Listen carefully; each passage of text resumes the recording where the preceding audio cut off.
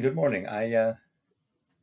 What I want to talk about, or the story I want to tell today, actually comes from the Live to Lead program that we just had on Friday, and it's an amazing program. I was part of the team of JMTers out of Calgary, Alberta, and I was given a workshop to do on strategic thinking. One of the big things I look at with strategic thinking is the ability to cast a vision. And one of the struggles I have found over the past years, and I use it in my coaching, use it in my life, is that when we cast a vision, the vision's got to be big enough. It's got to be, like Jim Collins would say, a big, hairy, audacious goal. That my hope is that I don't complete my vision, it's so big, but I create a succession plan that passes it on to someone else that completes it. That's how big I wanted it to be. So it was interesting. I was leading a small group. We had 13 people in the group, and I asked them what their different visions were. I had them write them down. And then I just challenged a few of them to talk about it, to speak out about their vision. And I got one that's working with their youth group, and actually I work with this group myself, and it was good.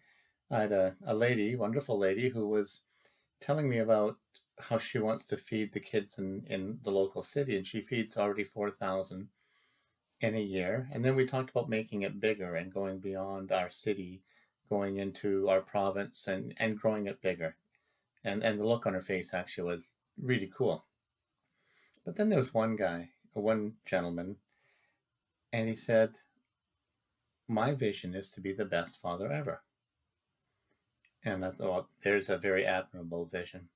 So I asked him, "So what does that mean? How do you measure that vision? How do you know you're working towards success? Or what do you want to see when it's all done?" And he couldn't answer that question. So I started walking him through some different ideas, starting off, so you want your kids to follow you, respect you, and come to you for advice. And yes, he does. And then we grew it a little bit more, that once they have kids of their own, that the father remains a central part of their family core. And the kids again will come to him with raising kids questions and various other things along that line. And again, he was in agreement. And then I challenged him bigger. I says, "What about," and we had the one speaker, and sorry I do forget her name right at this very moment, talking about her father. And I said, "He's passed away. What do you want your kids to say about you, or what do you want your kids to remember when you're gone?" And he kind of looked at me, and I could tell he was being challenged by that question. I said, "Do you want your kids to be able to say, 'I remember my dad saying,' and then go from there, fill in the blank, the good things?" And he was all in agreement for that. In fact, you could see him kind of light up, and I said, "Okay, let's make this one step bigger. What about if we said, I want my kids' friends to be able to say, after you're gone a while, to be able to say, 'I remember when your dad taught me. He was so cool.' Or, 'Thank you for letting me know your dad and be part of your dad's life.'" And for the balance of the time, I had him for about an hour and a half, this group. For the balance of this time, the more we went through the presentation in the workshop, I could just see his eyes lighting up.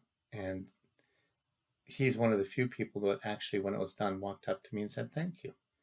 And he just had this odd look in his eyes, and I could tell, well, one, for me, it was a lollipop moment. So I think I touched someone's life.